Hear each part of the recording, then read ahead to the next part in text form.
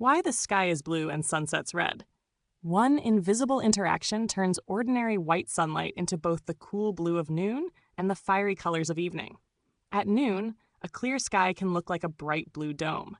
A few hours later, the same air may glow orange, pink, or red. The sun has not suddenly changed color, and the atmosphere has not swapped ingredients. So how can one sky produce such different colors? The short answer is scattering. Sunlight contains a range of visible colors. As it enters Earth's atmosphere, tiny gas molecules redirect some colors more strongly than others. During the day, scattered blue light reaches us from across the sky.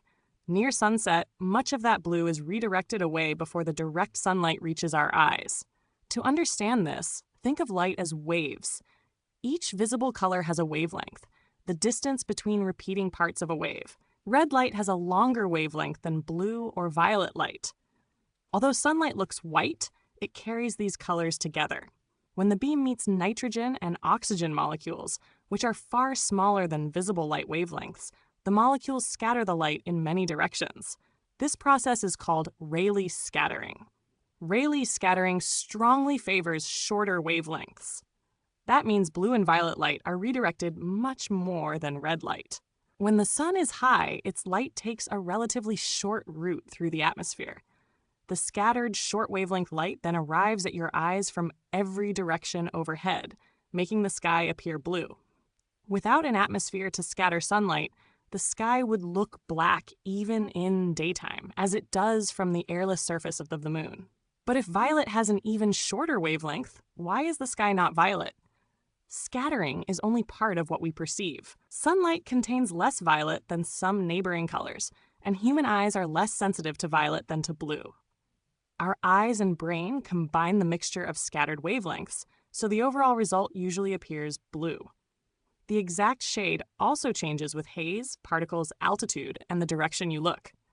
Sunset uses the same physics with a longer journey. When the sun is near the horizon, its light crosses much more atmosphere before reaching you. Along that extended path, blue and violet light are repeatedly scattered out of the direct beam. The colors that continue more easily toward your eyes are mainly longer wavelength yellows, oranges, and reds. This does not mean the blue light has vanished. Much of it has simply been redirected elsewhere. Sunrise works in the same way. Dust, smoke, sea salt, pollution, and other aerosols, tiny particles floating in air, can modify the display. Their effects depend on particle size, amount, and location, so more particles do not always guarantee a redder or prettier sunset. Large droplets in clouds scatter visible colors more evenly, which is why midday clouds often look white or gray. At sunset, those clouds can scatter the orange or red light reaching them, turning them into bright screens across the sky. A useful clue appears near the horizon even before sunset. The blue often becomes pale or whitish. Light from that direction travels through more air and is scattered and rescattered, mixing the colors more thoroughly. Polarizing sunglasses can also make parts of a clear sky look darker because scattered sky light is partly polarized. Never use sunglasses to look directly at the sun. So why is the sky blue and sunset red? Both colors come from sunlight meeting the atmosphere. Short blue wavelengths scatter widely, painting the daytime sky, while the long sunset path removes much of that blue from the direct beam and leaves warmer colors. The sky is not changing its light source. It is changing the route that light takes to reach you.